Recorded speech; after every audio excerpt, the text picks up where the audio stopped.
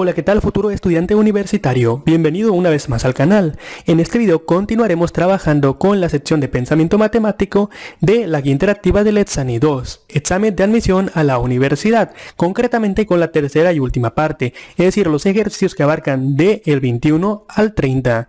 Y bueno, justamente están viendo la aplicación en pantalla. Recuerden que todos los enlaces los dejaré en la descripción de este video para que accedan a ellos de manera gratuita, tanto a la guía interactiva como al temario de el Exani 2. También cabe mencionar que tenemos un curso de todo pensamiento matemático, el cual también dejaré en la descripción, obviamente completamente gratuito. Así que sin más preámbulo, comencemos con el ejercicio número 21.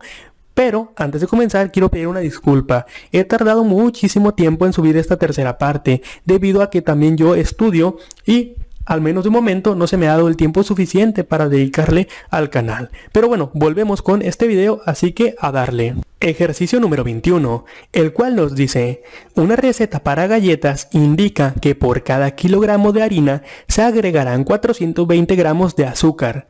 La mezcla con el resto de los ingredientes rendirá para 80 galletas.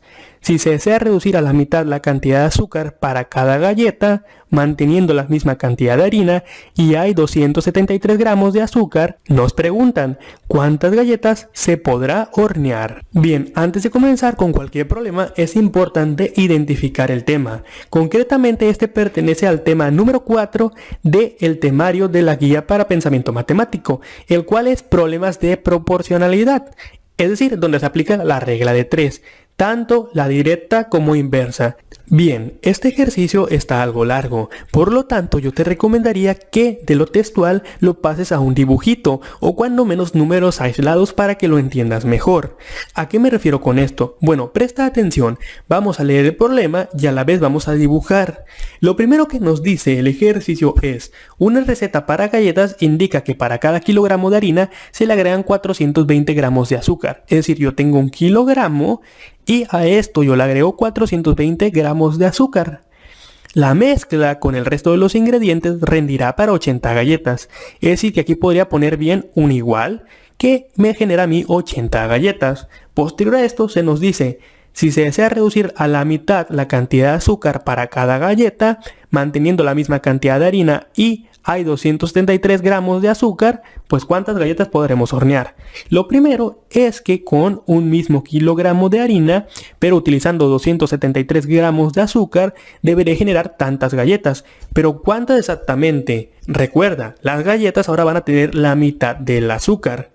Entonces, aquí tienes que utilizar tu cerebro y imaginarte una ruta para resolver este ejercicio. La que yo te voy a plantear es una, pero tú puedes buscar otra. Observa, yo voy a iniciar por la parte final. ¿Qué dice exactamente esa parte? Se nos menciona que la cantidad de azúcar en las galletas, anteriormente 80, va a reducirse a la mitad. ¿Cómo yo sé cuánta azúcar tenían las primeras galletas? Bien sencillo, pues si yo anteriormente generaba 80 galletas y tenía 420 gramos de azúcar, bueno, eso significaría que 420 entre 80 es igual a 5.21 gramos. Esta división nos dice cuántos gramos tenía cada galleta anteriormente. ¿Por qué es importante obtener este dato? Te preguntarás. Muy sencillo. Recuerda que ahora las galletas tienen la mitad de esta cantidad, la mitad del azúcar de las galletas originales. Entonces, significaría que yo dividiendo 5.25 entre 2, pues tendría 2.625. Las nuevas galletas tienen esa cantidad de azúcar. Y si yo tengo 273 gramos de azúcar, que son la única cantidad que tengo ahora, ¿qué debo hacer? Bien sencillo, divide. Es decir, si yo tengo esto, pues hazlo como en el original.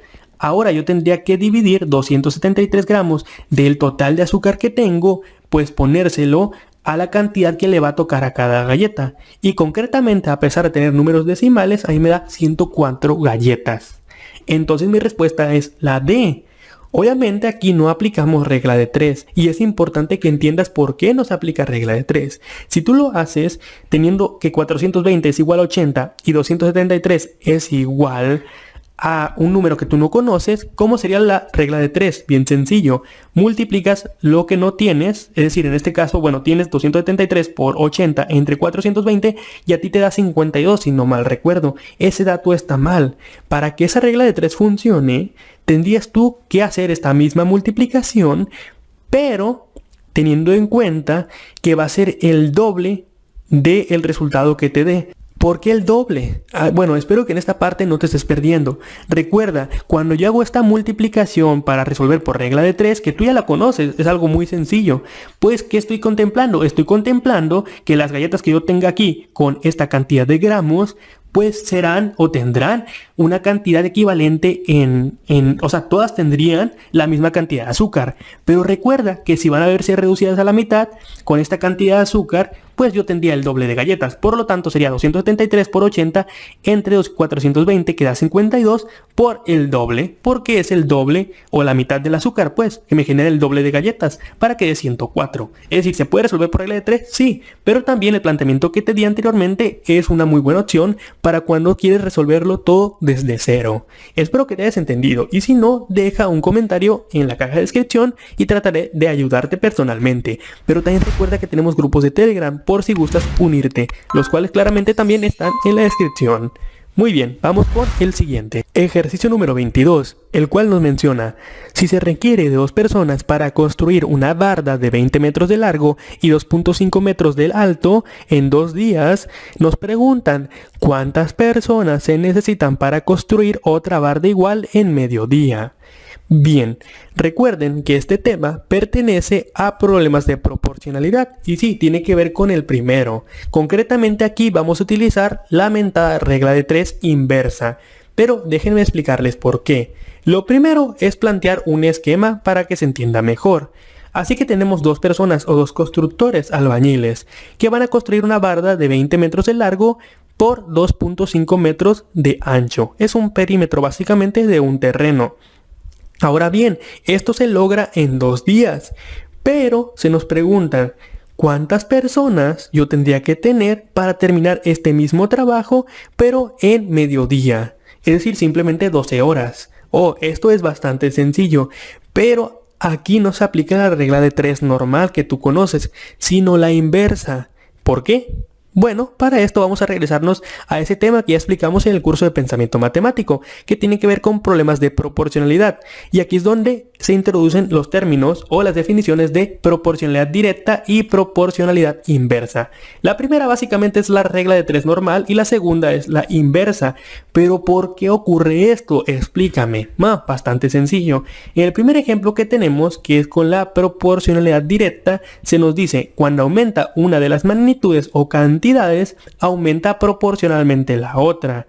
Es decir, si al multiplicar o dividir una de ellas por un número, la otra también se multiplicará o dividirá por ese mismo número. Un ejemplo bien sencillo para que quede claro. Si Bob Esponja y Patricio venden chocolates y en 2 días ellos vendieron $200 o ganaron esa cantidad, ahora en 4 días, ¿cuánto se esperaría que ellos pudieran ganar?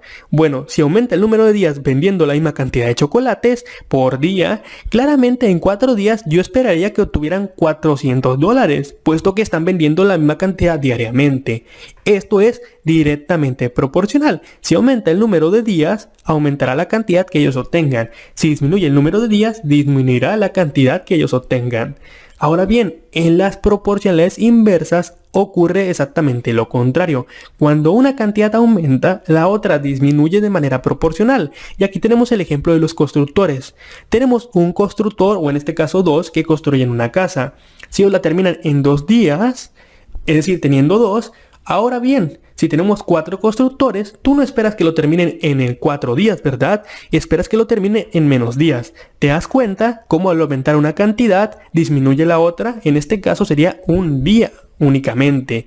Entonces creo que en este aspecto pues ya queda claro. Por otro lado, si esto disminuyera a tan solo un constructor para esa misma casa, seguramente lo esté terminando en 4 días. Creo que con esto ya quedan claros los 2 conceptos. Entonces, como conclusión, en la directamente proporcional, donde se aplica la regla de 3 que tú ya conoces, cuando una cantidad aumenta, la otra aumenta. Cuando una disminuye, la otra disminuye. Por el contrario, en la inversa, cuando una cantidad aumenta, la otra disminuye, y cuando otra cantidad disminuye, la otra aumenta. Perfecto, con esta premisa ya podemos regresar al ejercicio. Bien, supongo que ahora sí ya entendiste que estamos ante una proporcionalidad inversa, por lo tanto es una regla de 3 inversa. Se nos decían que 2 personas terminaban el trabajo en 2 días. Entonces, ¿cuántas personas para mediodía? Bueno, si una regla normal se multiplicaría mediodía por 2 entre 2, ¿qué ocurre en este caso? Bien sencillo, lo que se multiplica es las cantidades que tú ya conoces. En este caso, 2 por 2 entre mediodía. Es algo muy similar pero ligeramente diferente. Ya no multiplicas lo que no conoces por lo que sí conoces. Es decir, mediodía por 2 entre 2 es directo. Pero inverso es multiplicar las cantidades que tú conoces y dividirlo entre la cantidad que está acompañada de la que tú no conoces. Que te quede muy claro eso, porque es extremadamente sencillo, pero no puedes perderlo de vista. Entonces, de nuevo, 2 personas por 2 días entre mediodía. Bien sencillito, como si fuera la regla de L. Es decir, así y hacia abajito. Entonces 2 por 2 es 4 entre 0.5, que es un medio, pues me da 8. ¿Tiene sentido? Sí, porque 2 días son 2 personas. Seguramente un día sean 4 y medio día, pues ¿cuántos serán? 8 personas. Perfecto, la respuesta correcta es C. Bien, continuemos. Ejercicio número 23, el cual nos dice, identifica la ecuación equivalente a la siguiente expresión, 4 a la menos 2 por x a la menos 1 por y al cuadrado. Bien, antes de comenzar, como siempre les digo, este tema corresponde a operaciones con monomios y operaciones con polinomios, concretamente a los temas 5 y 6 del temario. Ahora bien, ¿cómo resolvemos este ejercicio? Bueno, en primer lugar, aquí no podemos ver todo este tema en completo, por lo tanto te dejaré el video que corresponde a este tema en la descripción, pero sí vamos a ver los puntos claves. Aquí hay que notar una diferencia entre la expresión que nos dan y los resultados. Eso sería lo primero. Si se dan cuenta, los resultados todos están en positivo, a excepción de los números o coeficientes, pero las potencias están en positivo. Por el contrario, la expresión que nos dan tiene 2 valores negativos. Lo más lógico sería pensar que hay que pasar eso negativo a lo positivo. Pero ¿cómo lo hacemos? Bueno, para esto es importante conocer algunas propiedades de las potencias. Pero ¿cómo lo hacemos? Bueno, para esto es importante conocer algunas propiedades de las potencias. Tomemos como ejemplo x y x a la menos 1, ya que lo tenemos dentro de la expresión. Bueno, es importante que te des cuenta que esta x también puede ser expresada como la x a la menos 1, pero no directamente. Observar, si yo quiero pasar esta x como x a la menos 1, debo poner un 1 entre x a la menos 1. Si por el contrario tengo x a la menos 1 y yo lo quiero poner como x simplemente con un 1 arriba, pues es lo mismo, pero un 1 entre x. ¿Notas alguna similitud de lo que estoy haciendo? Sí, exacto. Cuando yo quiera pasar cualquier número o cualquier letra de lo positivo a lo negativo, simplemente lo vuelvo negativo, pero lo pongo debajo de un 1. Y si yo tengo una potencia negativa, si la quiero positiva, pues lo pongo abajo de un 1 y ahora sí positivo. Claro, obviamente esto funciona a la inversa. Si yo tengo 1 entre x a la menos 1, también puede ser expresado como x, porque lo pasas para arriba y le cambias el signo a la potencia. Lo mismo con 1 entre x. Lo pasas para arriba y le cambias el signo a la potencia. Si lo paso para arriba es x arriba, pero si la potencia era positiva, pues pasaría a ser negativa. Espero que esto quede claro. Si no, ya sabes que tienes un curso en la descripción. Muy bien, esto funciona con x a la menos 1. Pero ahora tengo un número, concretamente el 4. En este caso voy a tomar como 4 y 4 a la menos 1. ¿Qué ocurre? Exactamente lo mismo. 1 entre 4 a la menos 1 para pasar de 4 positivo a 4 con potencia negativa. Y justamente la parte de abajo, 4 con potencia negativa, si lo quiero pasar a potencia positiva es 1 entre 4. Súper sencillo. Esto siempre se va a aplicar y siempre funciona con cualquier número o letra. Obviamente en el caso de la y, pues no hace falta cambiarla, está positivo. Pero si tú quisieras volver esa potencia negativa, bien sencillo. Pones un 1 en la parte de arriba, es decir, como una fracción, y justamente en la parte de abajo pones y a la menos 2. Así de sencillo. Únicamente afecta a las potencias, que te quede 100% claro. Ahora es x a la menos 1 y y a la 2. La primera la voy a dejar un momento y me voy directamente al positivo. El positivo sé que se va a permanecer exactamente igual. Entonces sería y a la 2 entre, en este caso, 1 o multiplicando, ¿no? 1 entre x. Por lo tanto, mi respuesta sería y a la 2 entre 4 elevado al cuadrado es 16, 4 por 4 obviamente, y x con una potencia un 1. Por lo tanto, mi respuesta, ¿cuál sería? Sería D. Perfecto. Que no se te olvide ese punto que hice al final. Si tienes un 4 y ves que aquí no aparecen 4, eso significa que la potencia pues se utilizó. La potencia pues es un cuadrado. 4 por 4, 16. Perfecto. Antes de continuar con el siguiente ejercicio, pasemos a uno extra que vino en un examen pasado, el cual nos dice, simplifique la siguiente expresión. En este caso es una división, y sí, sé que suena un poco difícil, pero no lo es tanto, realmente es muy sencillo. Aquí te quiero mostrar un par de truquitos. Lo primero es que si tienes una división de potencias es súper sencillo. ¿Por qué? Porque aquí aplicas la de no mezclas peras con manzanas, ni manzanas con cebollas. Es decir, si vas a trabajar con potencias y tienes divisiones o multiplicaciones, tú solo trabajas número con número, x con x, y con y y z con z.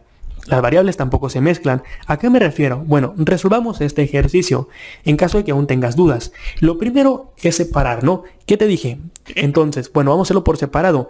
16 entre 4, muy bien. El siguiente sería x al cuadrado entre x a la 3. Después y al cubo entre y y finalmente z entre z a la 4. Esto lo estoy separando simplemente para que sea mucho más fácil de entender, no porque así se haga, ¿ok? Muy bien, ahora trato de resolver. 16 entre 4 es un 4. X al cuadrado entre x al cubo, ¿cuánto es? Es súper sencillo. Recuerda que aquí este x al cuadrado es x por x y x al cubo es x por x por x. X con x se va, x con x se va y queda únicamente una x en la parte de abajo. Lo puedes hacer en tu libreta si gustas, de tal manera que sería 1 entre x. Muy bien, lo mismo ocurre con y al cubo entre y. En este caso tengo y entre y. Una y de abajo saca una y de arriba y te queda únicamente y al cuadrado. Y finalmente tengo z entre z por z por z por z. Es decir, z a la 4, ¿no? Se va una z de arriba con una de abajo y te queda z a la 3. Es una manera de verlo, pero tú ya sabes también que por ley de potencias es únicamente la resta de la potencia de arriba menos, bueno, la de abajo menos la de arriba, ¿no? En este caso sería pues 4 menos 1 y listo. Súper sencillo. Bien, una vez que yo tengo todo esto, pues yo sé que el signo negativo también lo tengo que tomar en cuenta, pero aquí no hay ningún problema porque no tengo ningún valor en la parte de abajo que sea negativo. Si fuera negativo, pues únicamente es negativo entre negativo, pues da positivo. Si fuera positivo, como es en este caso, pues negativo entre positivo, queda pues negativo, se mantiene. Entonces, en este caso, ¿cómo sería el asunto? Bueno, voy a omitir esta parte que apareció aquí, ahorita lo voy a explicar, pero básicamente sería negativo, que viene dado por la expresión, el 4 en la parte de arriba, el y en la parte de arriba, porque recuerda, mira, tenemos un y positivo aquí, entonces y en la parte de arriba, tengo un x en la parte de abajo y tengo un z al cubo en la parte de abajo. Perfecto. Así es como quedaría. Analiza paso por paso para que des cuenta. Entonces la respuesta correcta, ¿cuál es? Es A. Para este ejercicio. Ahora bien, esto que apareció aquí al lado es simplemente para retomar el tema anterior o el ejercicio anterior, en el cual vemos que 1 entre x también puede ser expresado como x a la menos 1, y al cuadrado puede ser expresado como 1 entre y a la menos 2, y 1 entre z cúbica puede ser expresado como z a la menos 3. Perfecto, ahora sí vamos con el siguiente ejercicio. Ejercicio número 24, el cual nos dice calcular la raíz cuadrada de 9x cuadrada y a la sexta. Muy bien. Primero que nada, este ejercicio pertenece a operaciones con monomios. Lo segundo es calcular la raíz cuadrada de este término. Bien, lo que nos piden básicamente es poner aquí una raíz cuadrada y reducir términos. Para esto hay diversas rutas que nosotros podemos seguir, pero en este caso en particular lo que yo voy a hacer es separar los términos. Al final de cuentas es una de las propiedades de las raíces o de las multiplicaciones. Yo puedo sacarle raíz a los términos individuales, y con términos me refiero al 9, al x y a la y, o bueno, las variables y la constante. Lo voy a hacer de manera individual para que sea mucho más fácil, y al final los vuelvo a poner como estaban antes, es decir, en una multiplicación. Puede que suene algo complicado, pero realmente no lo es. Aquí sí tendrías que checar las propiedades de las raíces para que entiendas esto, y para eso te dejaré un video en la descripción en el cual se explica esto a mayor detalle. Pero bueno, es súper sencillo. Siempre que veas una expresión de este tipo y te pidan calcular la raíz, es súper sencillo. Simplemente separas términos en caso de que no tengas mucha experiencia y vas a tratar de sacarle raíz cuadrada o la raíz que te pidan a cada uno de los términos de manera individual. Te pregunto, ¿la raíz cuadrada de 9 existe como número entero? Sí, es un 3 porque 3 por 3 es 9. ¿La raíz cuadrada de x al cuadrado existe? Sí. ¿Por qué? Porque raíz con al cuadrado se van. Por lo tanto tengo una x individual. Y aquí se pone, bueno, ¿la raíz cuadrada de y a la 6 existe? Sí. Recuerda, básicamente tendrías que checar aquí las propiedades de las raíces y potencias para que entiendas que lo que ocurre es que al 6 lo divides entre el valor de la potencia. En este caso la potencia, o más bien la raíz, es un 2, ¿verdad? Entonces sería 6 entre 2. Ojo, si aquí fuera una raíz cúbica sería 6 entre 3, pues para que te diera un 2. Pero en este caso simplemente 6 entre 2 queda un 3, por eso queda y a la 3. Y bueno, un último ejemplo en este aspecto para que quede 100% claro. Si fuera raíz sexta y tuvieras y a la 6, bien sencillo, 6 entre 6 queda un 1, básicamente sería una y a la 1. Perfecto, una vez que yo ya hice esto de manera individual, ahora simplemente los junto como estaban antes, es decir, en modo de multiplicación, 3 por x por y al cubo, para que mi respuesta sea 3xy cúbica. Entonces la respuesta correcta es D. Excelente, súper sencillo básicamente. Ejercicio número 25, el cual nos pregunta ¿cuál es el punto de intersección entre las rectas? Y del lado derecho tenemos dichas rectas. Bien, primero que nada, este ejercicio pertenece al tema de sistema de ecuaciones, cosa que ahorita aclararé. Pero bueno, en principio tenemos dos rectas. Recuerden que las rectas son aquellas ecuaciones de la forma y es igual a mx más b, en la cual pues generan rectas en un plano cartesiano, es decir, con coordenadas x y y. Sé que esas dos pues parecen un poquito diferentes, una está despejada, y, que tiene la forma mx más b, pero la segunda, la primera, sin embargo la primera está de una forma igualada a 0. Básicamente es lo mismo. Si tú quieres tener la de arriba que se parezca a la de abajo, despeja la y ya listo. Ahora bien, ¿cómo resuelvo este sistema de ecuaciones y cómo encuentro el mentado punto de intersección? Bueno, en primer lugar, el punto de intersección básicamente es donde ambas rectas pues se tocan. Como son rectas y simplemente son líneas en un espacio bidimensional, estas se tocarán únicamente en un punto. Si son paralelas, pues nunca se tocarán, pero siempre que las rectas no sean paralelas, únicamente se tocarán en un punto. Ahora bien, ¿cómo resuelvo esto? Es bien sencillo. Para esto te recuerdo que en el curso de pensamiento matemático que ya está en el canal hay 3 formas de solucionar los sistemas de ecuaciones: por el método de sustitución, suma y resta e igualación. Ahora bien, un ejercicio sencillo que ya hemos resuelto, en el cual encontramos el punto de intersección, que está justamente aquí. Observen, tenemos aquí dos ecuaciones o dos rectas de la forma pues general, ¿no? Una igualada a 0 y otra a menos 1, pero este menos 1 puede ser pasado del lado izquierdo para que sea igual a 0. Ahora bien, se nos pedía también encontrar el punto de intersección de las dos ecuaciones o dos rectas. ¿Qué se hace? Bueno, se encuentran estas x y y en las cuales sean iguales, que en este caso es el 2,3. Y ese sería el punto de intersección.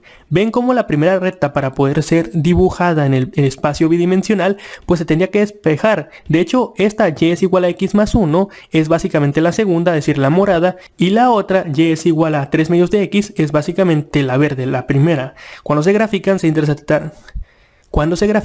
intersectarán en un punto específico, el punto que nosotros buscamos. Bien, una vez aclarando este punto, ahora sí podemos regresar al ejercicio y aplicar algunos de los 3 métodos que ya mencioné previamente. Básicamente voy a utilizar el método de sustitución. ¿Pero cómo funciona el método de sustitución? Bien sencillo, cuando tú tengas estas dos ecuaciones, no te preocupes por nada. Simplemente en una de las dos ecuaciones despeja una de las variables, es decir, x o y. Lo bueno de este ejercicio es que en la segunda ecuación ya está despejada y. De tal manera que nos queda que y es igual a x entre 2 menos 2. ¿Qué puedo hacer con ello? Bien sencillo. Recuerda que lo que nosotros buscamos es un punto específico en ambos rectas, ¿no? Por lo tanto, yo puedo decir que en ese punto mi y y mi x es la misma para ambas. Si yo tengo eso muy claro, puedo hacer una sustitución. en este caso voy a tomar a mi ecuación ya despejada, pero puede ser y o x, y la voy a ingresar en la otra que no está despejada, simplemente por comodidad. Es decir, que yo voy a ingresar pues el valor de y. ¿Cuánto vale y? X entre 2 menos 2. Y lo voy a ingresar dentro de la primera. Bueno, al momento de hacer esto, pues queda algo bastante espantoso, digamos, ¿no? Si no tienes mucha experiencia, puede que te asustes. Te queda 3x más 2 y tenemos justamente aquí al lado, pues x entre 2 menos 2. ¿De dónde salió esto? Pues recuerda, ese es el valor de y. Simplemente sustituí. Ahora, yo en esta ecuación que tengo aquí, pues tengo x, x y numeritos. Es decir, que de alguna manera, si yo resuelvo esto, puedo despejar esa x, y es justamente lo que estoy buscando. Entonces tengo que resolver. Sí, esta fracción con esta multiplicación en principio asusta, pero no lo es tanto. Observa bien para que te quede claro. 3x se va a mantener igual, pero ahora tengo esta multiplicación. Este 2 multiplica a x entre 2. 2, que va a quedar en la parte de arriba entre 2, bueno, es 2 entre 2 es un 1. Por lo tanto, quedaría únicamente la x sola. De ahí que esté la x sola en la parte de abajo.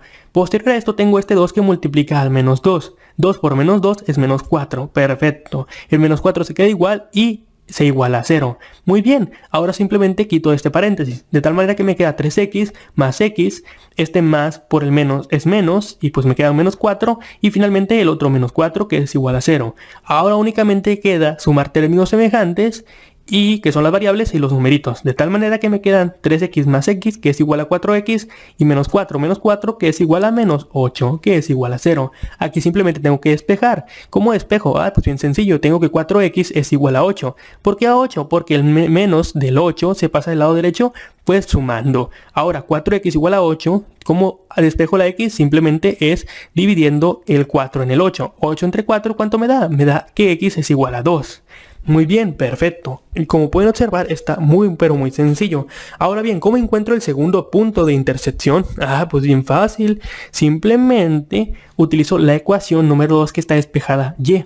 Al momento de meter el valor de x dentro de esta ecuación, pues bien sencillo, sería un 2 entre 2 menos 2. ¿Cuánto me da eso? Pues 2 entre 2 es un 1. Menos 2, ¿cuánto es? Pues 1 menos 2 es igual a menos 1. Por lo tanto, los valores de ese punto de intersección es x igual a 2, y es igual a menos 1. De tal manera que mi resultado sería D. Perfecto. Ahora bien, si tú quieres salir de dudas, te recomiendo que utilices tu celular, vayas a la Play Store o a la Apple Store o como se llame, y descargues una graficadora. Ahí puedes graficar ambas ecuaciones. Cuando las grafiques te vas a dar cuenta que va a haber un punto de intersección, el cual tiene que ser 2, menos 1. Pero bueno, con eso ya te puedes dar una idea de si tu resultado está bien o no. Vamos con el siguiente ejercicio. Ejercicio número 26, el cual nos dice, calcule el primer cuartil de los resultados de un estudio sobre la venta de coches en una agencia durante un mes. Bien, primeramente, este ejercicio corresponde a medidas de posición, por si gustas buscarlo en la guía de Etsani 2. Ahora bien, oh my god con este ejercicio, si tú jamás has visto un ejercicio de este tipo, te preguntarás, primero que nada, ¿qué es un cuartil? ¿Qué es eso del primer cuartil? ¿Y por qué tengo una tabla con tantos valores? Es decir, límites declarados, límites verdaderos, frecuencia de clases, frecuencias acumuladas. ¿Qué es todo esto? Me va a explotar la cabeza. Mejor salto ejercicio y me voy con el siguiente que sí pueda entender, porque esto seguramente si viene el examen de admisión, yo no lo voy a resolver. Pudieras pensar eso, pero mi estimada o mi estimado, déjame decirte una cosa. Este ejercicio es algo complicado, pero más que complicado es complejo, porque hay que entender varios conceptos, mismos que en este momento te voy a explicar, pero no lo vamos a hacer justamente aquí. Necesitamos irnos directamente al curso de medidas de posición o de pensamiento matemático, concretamente de ese tema, porque honestamente si son temas que no viste en la preparatoria, pues no podemos simplemente arrojar la fórmula y resolverlo. Tenemos que ir a la base de lo que es el tema. Y bueno, concretamente este cálculo de medidas de posición corresponde a razonamiento estadístico y probabilístico. A las medidas de posición serían cuartiles, deciles y percentiles. Concretamente, su definición sería la siguiente. Un cuartil es la división de la distribución de datos en 4 partes iguales. Es decir, por ejemplo, si yo tuviera valores del 0 al 10 o tuviera 20 personas, 20 manzanas o 20 Pikachus, pues yo tendría un valor mínimo y un valor máximo. ¿Estamos de acuerdo en eso? Ahora bien, los cuartiles, como su nombre lo sugiere, son 4 partes. ¿Pero 4 partes de qué? Bien, si yo parto este entero, es decir, todo mi rectángulo con un montón de conjunto de datos y los homogenizo, es decir, que cada rayita que divide este rectángulo tenga la misma cantidad de datos, pues obtendría cuartiles.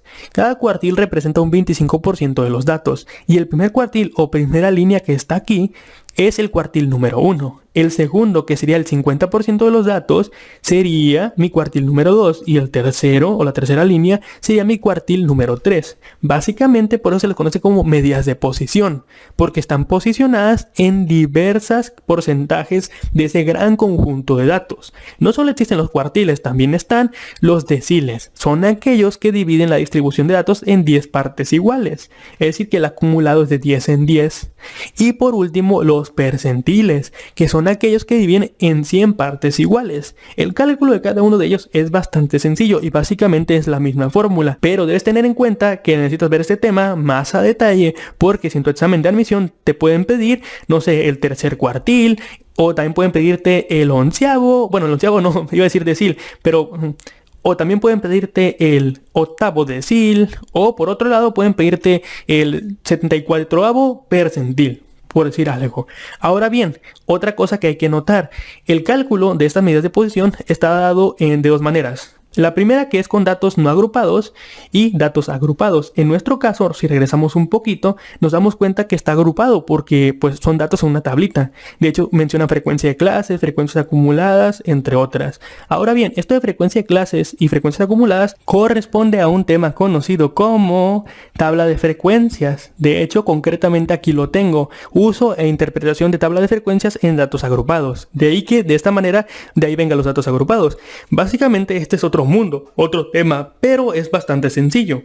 Aquí maneja los intervalos, la marca de clase, la frecuencia absoluta, la acumulada, entre otras. Por si también gustas verlo después, pero ahorita no nos vamos a enfocar en ello, sino que nos vamos a enfocar en datos agrupados dentro de medidas de posición. Para esto, los datos agrupados, es importante, bueno, que entiendas primero que nada, aquí están, no me pierdo, es esto, ¿no? Datos agrupados. Déjenme hacer esto un poquito más grande, pero básicamente este es un ejercicio como el que tenemos que hacer. Es cuartiles y es datos agrupados. Concretamente me piden determinar el primer cuartil. Y bueno, tengo ciertas fórmulas que son las que están aquí a la derecha. La primera es para determinar la posición. Tenemos kn entre 4, ahorita voy a explicar qué es. Y la segunda es para encontrar ese valor que nos piden. Sí, la fórmula está algo complicada en principio, y hay cosas que necesitas saber e interpretar acerca de esto. Por eso te recomiendo que si quieres ampliar más tu panorama acerca de este tema, pues mires el video que te dejaré en la descripción donde se explica todo esto de manera detallada, claramente. Ahora bien, yo voy a regresar con esta información que tú no sabes del todo y vamos a resolver ese ejercicio. Ok, también te recomiendo que mires este ejercicio que tengo en la parte de este tema, que es cuartiles, ejemplo número 4, una vez que ya entiendes el tema, porque este justamente vino en el examen pasado, por si gusta repasarlo tú. Bien, ahora sí, regresando un poco a nuestro ejercicio predilecto, el que nosotros amamos y queremos y respetamos, el de cálculo del primer cuartil, con esta información que sé que es muy vaga, pero voy a tratar de explicártelo así de manera muy general. Ok, bien, yo tengo aquí mi mentada tablita y he seleccionado un punto. Ahorita voy a explicar por qué lo seleccioné. Aquí sí, ponle tu calidad de video al 720 o la máxima calidad, porque si no, no vas a ver mucho. Si lo miras borroso, pues ya ves que la tabla está muy pequeña. Ahora bien, para poder resolver este ejercicio claramente utilizaremos un par de fórmulas. La primera es posición y la segunda es el cálculo del cuartil, percentil o decil. Y claramente tenemos ciertas definiciones para estas fórmulas, si no, pues cómo las entenderíamos, ¿verdad?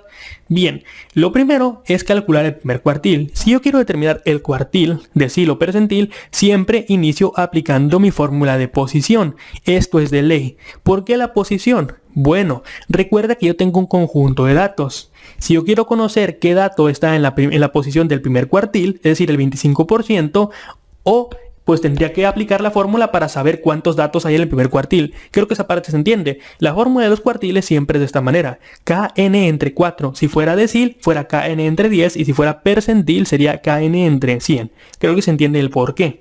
Justamente lo que acabamos de ver hace poquito. Bien, ¿cómo aplico esto? Va súper sencillo. La K representa lo que tú estás buscando. Si es el cuartil número 1, pues sería un 1. Si es el 2, un 2. Y si es el 3, es un 3. Por eso pongo un 1. El 103, que es el n, es el número total de datos. Aquí sí tienes que haber visto tabla de frecuencias, pero te lo voy adelantando. La frecuencia acumulada es únicamente la suma de las frecuencias por cada límite que existe aquí o intervalo de datos. Sí, bastante complejo, pero no te preocupes, es básicamente la suma de los valores. Por ejemplo, para el primer intervalo yo tengo 5, entonces mi frecuencia acumulada hasta este momento es 5. Para el segundo intervalo yo tengo 8, es decir que para el siguiente el acumulado sería 5 más 8 que da 13, y así sucesivamente. De hecho vamos a ir al último. El último sería 5 más 8 más 10 más 15 más 25 más 32 más 12 más 6 que da 113. Ese es el n, es el número de todos los datos que nosotros tenemos o el total de datos, y eso se obtiene pues con la mentada frecuencia acumulada básicamente. Así que son dos maneras de obtenerlo, pero es el dato que nos interesa, el 113. Obviamente en tu ejercicio te lo van a dar, así que no te preocupes, pero te invito a que de igual manera saques tu calculadora y sumes todos estos datos. Así que en primera instancia esto de la posición es lo más sencillo que hay. 1 por 113 entre 4 porque yo quiero cuartiles, esto me da 28.25. recuerda, esto es el valor que tenemos en la posición del 25% de los datos. Muy bien, ¿dónde se encuentra eso más o menos? Observa, tenemos que la frecuencia acumulada para el primer intervalo es 5, para el segundo serían 13, es decir, 8 más, para el tercero serían otros 10. Es decir que hasta este momento tengo 23 valores, pero yo tengo el 28, la posición todavía no termina. Tengo que completar esto con 5.25 más. ¿Dónde estarían esos 5.25 más? Sí, claramente, donde está los 38. Yo sé que el 38 no es el valor que yo busco, pero justamente ahí está mi posición. Y ese es el asunto. Por eso marqué con una flecha esa posición, donde se encuentran los límites declarados 45 al 49 y los límites verdaderos, que ahorita voy a explicar qué es esto. Bueno, 44.5 y 49.5. Bien, cuando yo encuentre la posición, que es lo más sencillo, tengo que aplicar esta fórmula, que sí parece un dolor de cabeza, pero no te preocupes, es algo muy sencillo. El valor que busco, KK o QK, perdón, es igual a LI. ¿Qué es LI? Es el límite inferior de la clase donde se encuentra el cuartil. ¿Qué es la clase?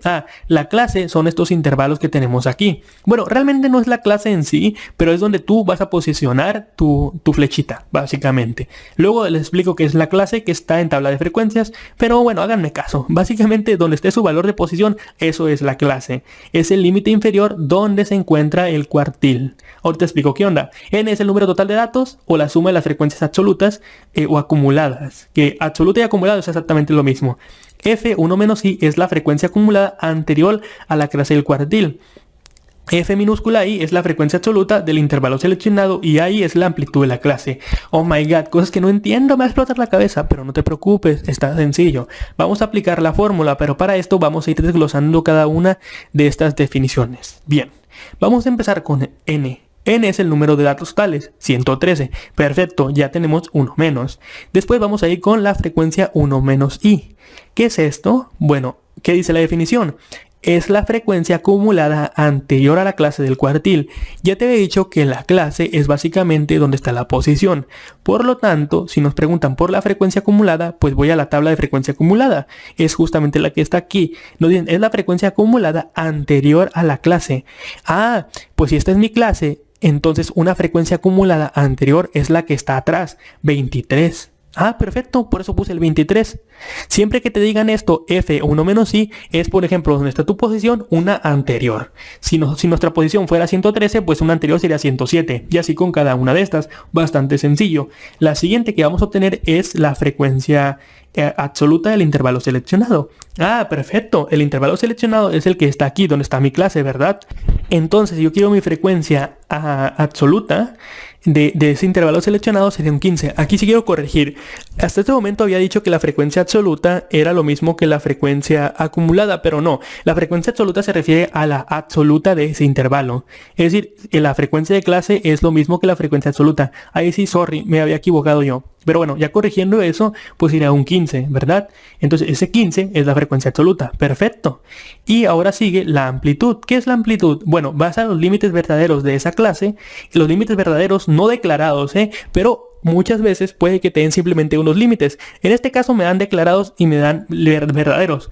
tú toma en cuenta únicamente los límites que te den aquí. Si por ejemplo fueran verdaderos, pues tomas los verdaderos porque tienes los declarados, pero eso no los tomas en cuenta. Pero si solo aparecen un tipo de límites, no te preocupes, son los que tú tienes que tomar. Entonces en este caso, la amplitud de la clase sería el límite superior, que sería 49.5, menos el anterior, que es 44.5. De tal manera que me da que el límite, en este caso, o la amplitud, perdón, es igual a 5. Perfecto, una vez que ya tengo los valores, ahora yo puedo sustituir. Pero todavía me falta una cosa que no había tomado en cuenta, LI, que es el límite inferior de la clase donde se encuentra el cuartil. Límite inferior de la clase donde se encuentra el cuartil. ¿Cuánto es eso? Bueno, si yo tengo aquí donde está el cuartil, o la medida de la posición, ¿cuál es mi límite inferior? 44.5, porque es el más pequeño. Mi límite superior es 49.5. My God, what's going on? Bueno, ya tenemos todos los datos, ahora sí sustituimos únicamente. El primero es LI, límite inferior, 44.5, más KN entre 4. KN entre 4 es la posición, 28.25. Perfecto. Menos FI menos 1. FI menos 1 es el 23. Perfecto. Entre la frecuencia absoluta del intervalo, que es 15 por 5. 5 es la amplitud, pues el AI de acá, ¿verdad? Al momento de resolver esto me da a mí 25.15. No 25.5, no. Eso está mal. Bueno, como les decía, aquí tuve que corregir el valor. No porque los cálculos estuvieran mal, simplemente que al momento de poner el valor lo puse mal. Concretamente, si lo hacen en su calculadora, debería darles 46.25, lo cual se encuentra como el valor número, bueno, de la letra B de este ejercicio. Así que sí, perfectamente sería el valor B. Aquí mucho ojo, chicos. En serio que necesitan hacer unos 2-3 ejercicios para que lo entiendan. Es muy sencillo, pero sí tiende a confundir todas estas definiciones. Así que mucho éxito y vamos a ver con el siguiente ejercicio. Yo normalmente siempre agrego pues ejercicios después de este para que complementar la información, pero en este caso creo que mejor lo dejo para el video que dejaré en la descripción, el cual corresponde al curso. Ahí pueden ver todo esto a detalle. Muy bien, ahora sí con el número 27. Ejercicio número 27, el cual nos dice, se va a construir una nueva carretera para comunicar dos poblaciones, Ciudad B y Ciudad C. Hasta ahora, para ir de uno a otro poblado es necesario pasar por la ciudad A. La distancia entre la ciudad A y la ciudad B es de 7 kilómetros y la distancia entre la ciudad A y la ciudad C es de 5 kilómetros. Si el ángulo que forman las dos carreteras de la ciudad es de 60 grados, nos preguntan ¿cuántos kilómetros medirá la nueva carretera? Bien, parece que es un ejercicio bastante engorroso, pero ciertamente no lo es. De hecho, este tema pertenece a funciones trigonométricas, concretamente a la ley de seno y la ley de coseno. Ahorita voy a explicar más a detalle a qué me refiero con esto para aquellos que no sepan ni más. Pero bueno, lo chido de este ejercicio es que ya nos dan un esquema, básicamente este triángulo. Lo primero que sabemos de esto es que anteriormente para poder viajar de la ciudad B a la C necesitábamos recorrer este camino, pasando por A. De esto nosotros también sabemos que la distancia entre B a A es de 7 kilómetros y la distancia entre A a C es de 5 kilómetros. Además también nos dan este ángulo de apertura que se genera de B a A y de A a C, que es 60 grados. Es decir, que en general yo conozco dos lados de este triángulo y un ángulo. Pero observar, yo tengo este ángulo, ¿ok? Pero su lado que está enfrente se le conoce como un lado opuesto, justamente porque está en la posición opuesta. Estos son como complementarios, hoy te voy a explicar por qué. Pero tengo este ángulo y su lado opuesto no lo tengo. Por el contrario, tengo lados, pero sus ángulos opuestos yo no los tengo.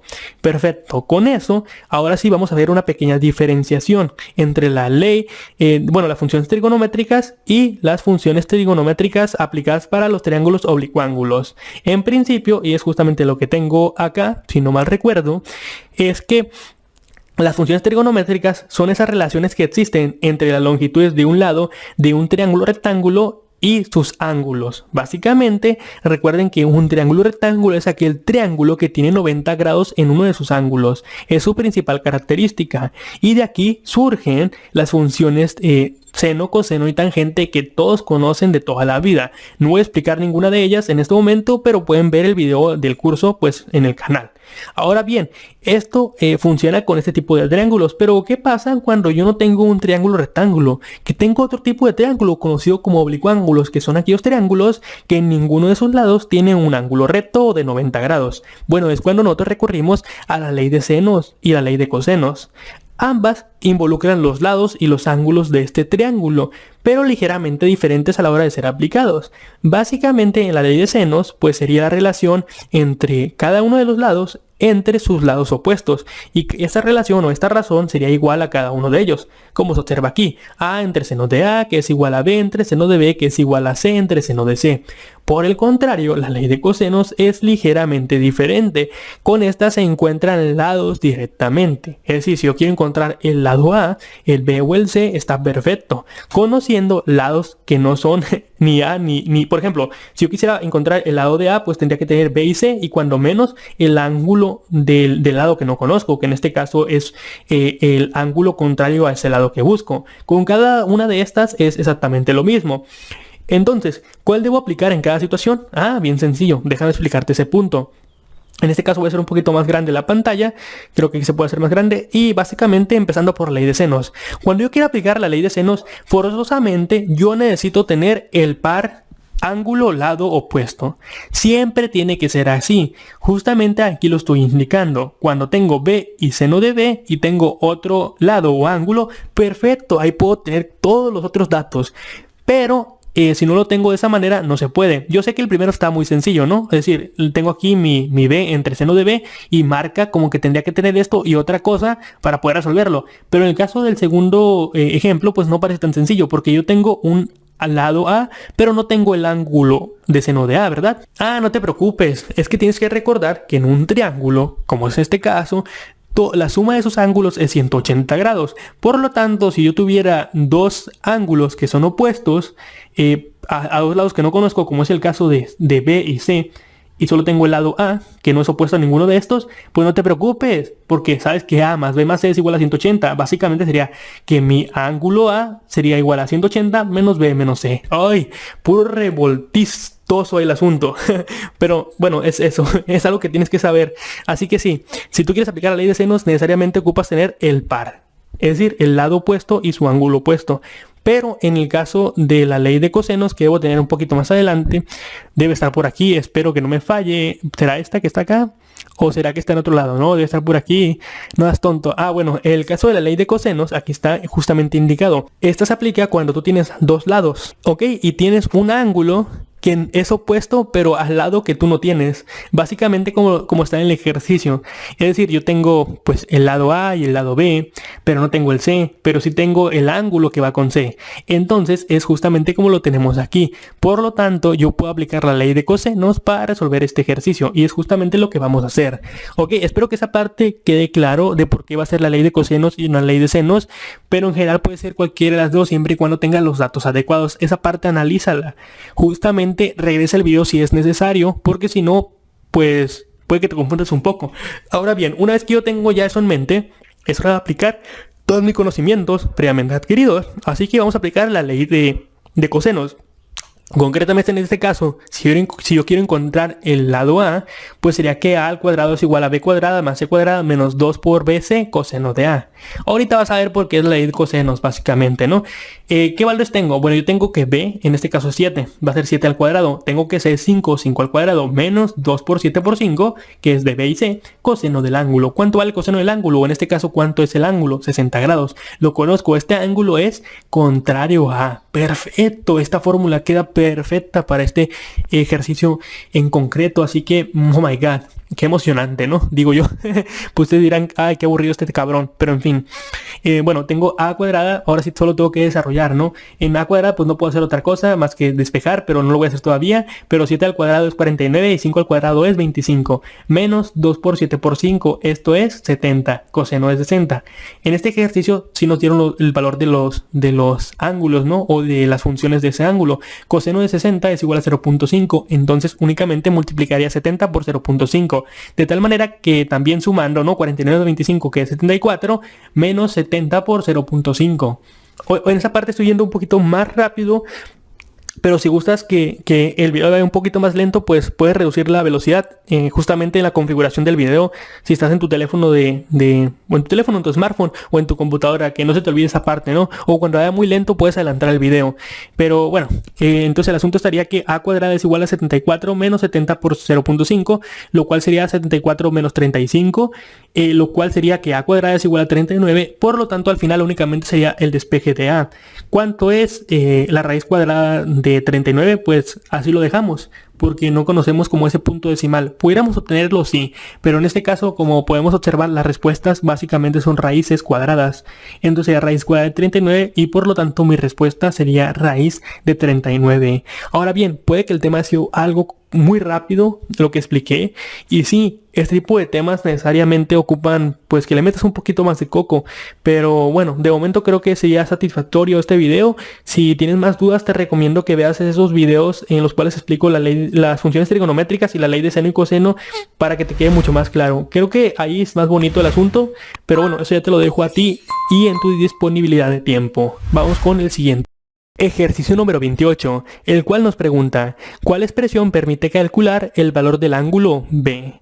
Oh my god, este ejercicio es complementario a justamente el tema que tratamos en el ejercicio anterior.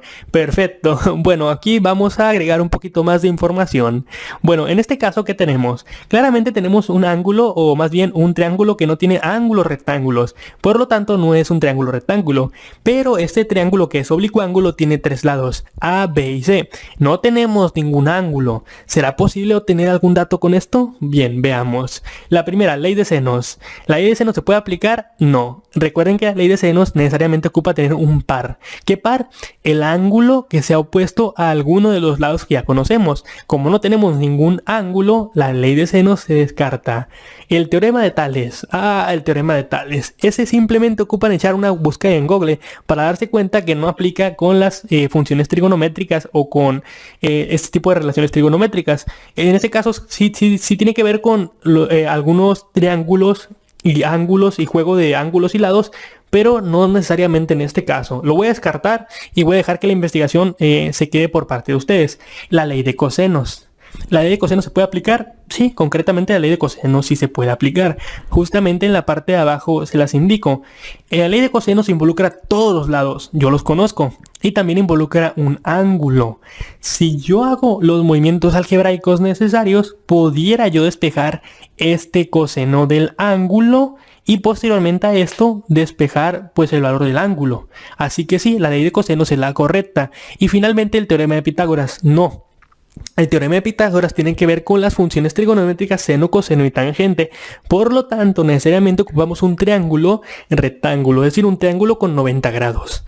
Por lo tanto, la respuesta correcta la reafirmo, S, ley de cosenos, porque involucra todos los lados y puedo encontrar así estos ángulos faltantes. Perfecto. Ejercicio número 29, el cual nos menciona, si se conocen los tres lados de un triángulo oblicuángulo, pregunta, ¿con qué fórmula se puede calcular el valor de los ángulos? Y justamente en esta pregunta yo me pregunto, oye viejo, el encargado de hacer esta guía, ¿en serio que no se te puede ocurrir otro ejercicio que poner y simplemente te dio flojera? Porque esto básicamente tiene que ver con el 27, 28 y el 28 y el 29 es la misma respuesta. Vamos a ir directamente al grano, ¿no? El teorema de Pitágoras involucra tres lados y puedo tener los demás de un triángulo oblicuángulo, no. El teorema de Pitágoras es para triángulos rectángulos, es decir, un ángulo de 90. Ley de la tangente. Honestamente no sé cuál será la ley de la tangente, pero es algo que creo que nunca se ha mirado o no se mira. Y la ley de cosenos es justamente esa. Es porque ya lo acabamos de ver, lo tenemos fresco ese conocimiento. Así que sí, la respuesta es ley de cosenos. Y D, ley de senos, no. Ley de senos involucra un lado pero con su respectivo ángulo opuesto. Así que la respuesta correcta es C, pan comido. Ya era hora porque anteriormente habíamos visto muchos ejercicios bastante largos. Así que check. Vamos con el 30 y último. Ejercicio número 30, el cual nos pregunta, ¿cuál de las siguientes expresiones corresponde a la multiplicación de 9 y un número k? Oh my god, este ejercicio es tan complejo, tan complicado, que no sabría cuál sería la respuesta. ¿Cuál número corresponde o cuál expresión corresponde a la multiplicación de 9 y el número k. ¿Cuál será? 9 menos k, oh my god, no sé, estoy tan confundido. Esta resta es una multiplicación, no lo sé. Vamos con la B a ver si lo puedo atinar. K entre 9, oh my god, una división. ¿Podrá ser eso? Sí, tiene que ser B. No, no es B. 9 más k, ¿será? Es una suma.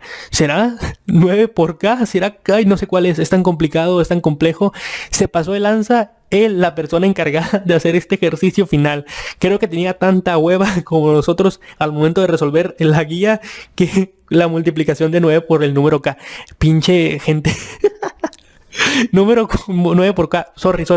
Honestamente mi risa es verdadera. 9 por k es la respuesta, pues no hay de otra. Hasta ¿cómo se llama este trenecito? Bueno, este trenecito se quedó perplejo. Y la morra de este anime de apuestas también. Pero básicamente la respuesta es D. Bien, con esto finalizamos la guía. Recuerden que en la descripción siempre he dejado un montón de información que tiene que ver con guías gratis, con los grupos de Telegram de estudio, etcétera. Mucho éxito, gente. Espero que su examen de admisión lo puedan pasar.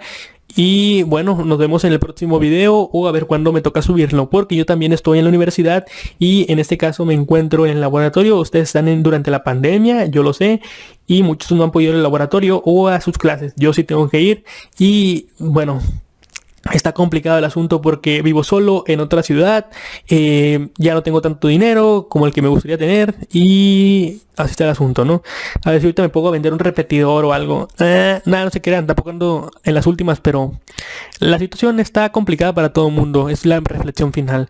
Y honestamente, un trabajo que yo tenía que terminar en septiembre, pues no lo voy a poder terminar en septiembre, lo voy a tener que terminar como en diciembre o algo así. Entonces eso cambia mis planes, pero bueno, así fue la pandemia, nos afectó a todos. Tanto que muchos están haciendo exámenes online, pero muchos otros exámenes presenciales. Bien, por mi parte sería todo, éxito y hasta el próximo video.